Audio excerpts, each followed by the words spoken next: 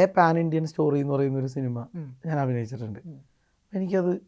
എനിക്ക് വ്യക്തിപരമായിട്ട് ഞാൻ നന്നായിട്ട് ചെയ്തതെന്ന് തോന്നിയ ഒരു ക്യാരക്ടറാണ്.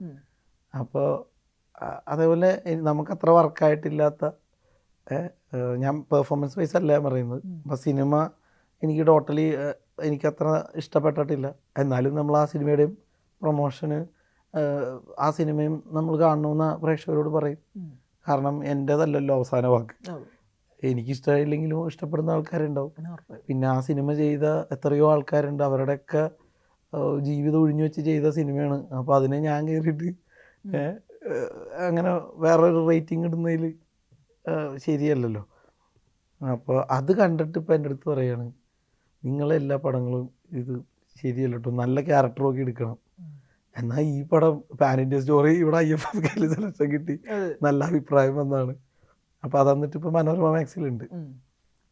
അപ്പോൾ ഇതിൽ വന്നിട്ടുണ്ട് എന്ന് പറഞ്ഞിട്ട് നമ്മൾ മാർക്കറ്റ് ചെയ്യുന്നുണ്ട്. ഞാൻ എൻ്റെ സോഷ്യൽ മീഡിയ ഹാൻഡിലുകളിലൊക്കെ ഇടുന്നുണ്ട്. എന്നാൽ അതൊന്നും എടുത്ത് കാണുകയോ അത് ചെയ്യാതെ വെറുതെ അത് നമ്മൾ ചെയ്യാഞ്ഞിട്ടല്ല, ഇത് കാണാഞ്ഞിട്ടാണ്. എനിക്ക് നമ്മുടെ ബാലേന്ദ്രൻ ചുള്ളിക്കാടിനോടൊരു വേദിയിലൊരു ചേട്ടൻ ചോദിച്ചിട്ടുണ്ട്, നിങ്ങൾ ഈ അഭിനയിക്കാനൊക്കെ പോയി നല്ല സാധനങ്ങൾ നിങ്ങൾ എഴുതുന്നില്ല എന്ന് പറഞ്ഞിട്ട്. അപ്പോൾ പുള്ളി സൗകര്യമില്ല എന്ന് പറഞ്ഞൊരു സംഭവം ഉണ്ടല്ലോ.